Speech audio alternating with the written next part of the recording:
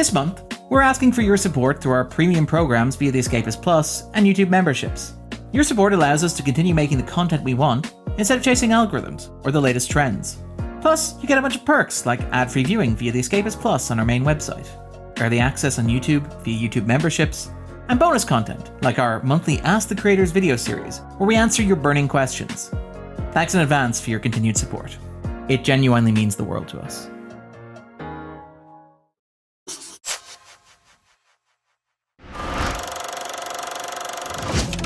With the third season of Star Trek Discovery premiering on Thursday, I thought it might be worth taking a look back at the show's first year. The first season of Star Trek Discovery remains one of the most interesting seasons of Star Trek ever produced. The first season of Discovery is not perfect. There were a number of well-documented problems behind the scenes during production, and the show's two-part finale is something of a damp squib. The Mirror Universe version of Philippa Georgiou is a particularly serious problem. A character who plays as a riff on the character of the Intendant from Deep Space Nine, who was already an outdated stereotype when that show aired in the mid-90s. However, Star Trek shows can thrive in chaos. The Next Generation only found its voice during a troubled third season. This comparison is not unreasonable. The third season of The Next Generation effectively invented a new kind of Star Trek, one that would define the franchise for over a decade to follow under the auspices of producer Rick Berman. Discovery had to do something similar, being as far removed from The Next Generation as The Next Generation was from the original series. We are creating a new way to fly. The opening episodes of Discovery make this clear. The first two episodes are set on board the USS Shenzhou and are designed to evoke the memory of 90s Star Trek, only to brutally and aggressively dismantle it. The kindly captain with the French name is killed. The ship of exploration is destroyed. Her number one, our hero, is sentenced by a military court-martial, guilty of mutiny, and of starting a war with the Klingons. Quick sidebar here. This point of departure remains a point of contention for many Star Trek fans who would have grown up watching the Berman era, whether live on the air or on streaming services during the franchise hiatus following the cancellation of Enterprise. Some of those fans are wary of a new version of Star Trek, just as fans of the original Star Trek were wary of The Next Generation. However, times have changed. It's no longer the 1990s. It's notable that the most successful attempts to replicate the feel and texture of The Next Generation have largely been in workplace sitcoms, whether within the franchise with the animated Lower Decks, outside the franchise with Seth MacFarlane's The Orville, or arguably even outside the genre, as in the sitcoms of Mike Schur such as Brooklyn Nine-Nine, Parks and Recreation, and The Good Place. As such, it seems fair to concede that this 90s model of Star Trek may not be sustainable as a primetime television drama in the 2010s and into the 2020s. End sidebar. Discovery arrived at a complicated time. When Star Trek Discovery began filming in January 2017, journalists and pundits were comparing the mood of the time to the chaos of the late 1960s. As such, it makes sense that Discovery replicates something closer to the tone of the original Star Trek, as evidenced in details as small as the retro design of alien species in the background of shots. Discovery embraces the psychedelia of the 1960s. The eponymous ship is powered by a spore drive, and the character Paul Stamets is named for a real-life mycologist. Critics joke that Discovery is powered by magic mushrooms, but that's entirely the point of the exercise. After all, the real-life Stamets is a user and proponent of mushrooms as a tool of self-discovery. The idea that they're sort of the architects of their ecosystem. They're the architects of our existence.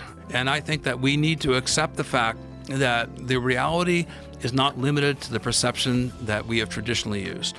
Within Discovery itself, the mycelial network navigated by the spore drive puts its users in communion with the entire universe and even their alternate selves. The universe of the original Star Trek was one of chaos and horror. Space is disease and danger after darkness and silence. Robert Bloch, an apprentice of H.P. Lovecraft and the author of Psycho, wrote no fewer than 3 episodes. The transporter could split characters into their good and their bad selves. Waves of madness spread across the cosmos. Spores turned people into hippies. The screams of dying Vulcans could be heard psychically light years away. The universe was a graveyard, populated by the ruins of powers that existed beyond human comprehension, as the whims of children threatened to destroy worlds. While we retroactively think of the Star Trek universe as utopian in nature, the reality is that it was a nightmarish place to live. However, Star Trek was also very keenly tied into the sensibility of the 60s. With his ability to mind meld and communicate psychically, Spock became a figure for the 1960s counterculture. Discovery engages with this version of Star Trek, a foundational part of the franchise obscured by decades of spin-offs, a universe governed by madness rather than rationality. In some ways, Discovery takes the franchise back to its roots, albeit with greater introspection. This is most obvious with the character of Captain Gabriel Lorca, who serves as a deconstruction of the popular image of James Tiberius Kirk. Second sidebar here. The hypermasculine ideal of James T. Kirk was a relatively late addition to the mythos. Kirk was initially established as something of a bookish nerd. He was introduced playing chess. His old academy friends used to mock his studiousness. Hey man, I remember you back at the academy. A stack of books with legs. And he was even implied to have issues with his old bully. Although Kirk could shoot and screw when needed, it was only during the much maligned third season under Fred Freiberger that Kirk was established as a man with a woman in every spaceport, a characterization that carried over to the movies and was retroactively written into his academy days in The Wrath of Khan. It's an example of how Star Trek's continuity is always shifting, which fans tend to ignore when they get upset about internal inconsistencies within the canon. End sidebar. Like that version of Kirk, Lorca is a man who plays by his own rules, making tough calls on his own terms. However, Discovery is uneasy with the romanticization of this roguish behavior. When Kirk used sex as a weapon, whether against beautiful androids, beautiful slave girls, or beautiful princesses, the original Star Trek fetishized it.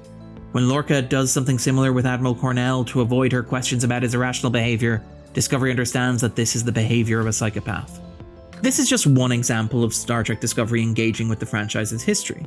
The Klingons were introduced in the original series as a racialized other, described in their first script as oriental, hard-faced. Even as somebody who loves Star Trek, and I love Star Trek, the franchise hasn't always been on the right side of history when it comes to racial or sexual politics. The yellow civilization is almost destroyed. The white civilization is destroyed. The Klingons were introduced as a metaphor for the Chinese, and eventually evolved into a metaphor for the Russians. Discovery turns its gaze inwards. The show's first shot pulls out from the eye of the Klingon leader T'Kuvma. The Klingons are no longer stand-ins for an outside threat. They're as much a reflection of America as the Federation has ever been. Early criticism of Discovery argued that the portrayal of the Klingons was racist and xenophobic. However, the first season of Discovery plays a long game, mirroring the Klingons in the first half of the season with the Terran Empire in the second. Indeed, Burnham's arc over the course of the first season is largely learning that the Klingons and the Federation are not as different from one another as they might appear. During her trip to the Mirror Universe, Burnham is confronted with the reality that humanity is just as capable of violence and brutality and horror as the Klingons. In some ways, this is a criticism of the franchise's human exceptionalism, which has always argued that the Federation is inherently better than the other alien species, inherently more decent, and inherently superior. Human rights. Why, the very name is racist. This mirroring of humanity with the Klingons is not subtle. Early in the season, the Klingons eat the remains of Captain Philippa Georgiou. Later in the season, the Mirror Universe version of Philippa Georgiou feasts on Kelpians. Marking a clear departure from earlier Star Trek shows, the first season of Discovery is ruthlessly subjective. It is the story of Michael Burnham. Everything in the show is designed to reflect Burnham's journey and arc. Its narrative and thematic dynamics all bend towards Burnham, with everything playing out her psychodrama as she comes to terms with her failure and her part in the death of her mentor Georgiou. Befitting the psychedelic motif, this season truly is a voyage of self-discovery. All of the characters on Discovery serve Burnham. Saru is a walking reminder of what happened on the Shenzhou. Ash Tyler struggles with PTSD and with reconciling two different cultures within himself, just as Burnham struggles to reconcile her Vulcan upbringing with her human heritage. Cadet Tilly embodies Burnham's faith in Starfleet as an institution.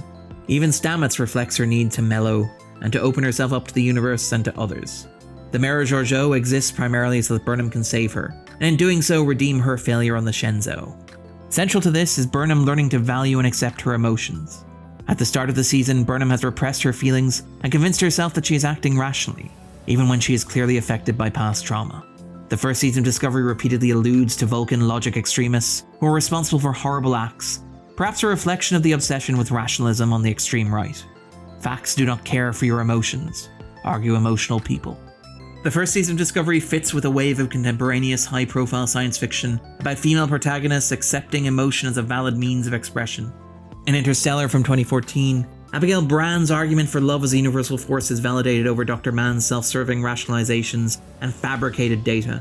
In Captain Marvel, Carol Danvers only fulfills her potential when she ignores Jon Reg's instruction to control her emotions and fight on his terms. Again, this arc ties back to the original Star Trek. Spock spent most of the show terrified of his emotions and frequently overwhelmed by them. However, over the course of the series and the films that followed, especially the motion picture and the voyage home, Spock learns to embrace and reconcile his emotions rather than suppress and bury them. Do you have a message for your mother? Tell her I feel fine. The first season of Discovery simply foregrounds this arc and anchors it in the franchise's forgotten history of psychedelia. The first season of Discovery offers audiences a very different type of Star Trek. It's rough around the edges, but it also manages to tie the franchise's history to the present in a way that feels vital and refreshing. In this sense, the nostalgic and hollow pandering of the second season is a grave disappointment. The first season of Discovery went to strange new worlds for the 50-year-old franchise, and it went boldly. I've been Darren Mooney, and this is In the Frame.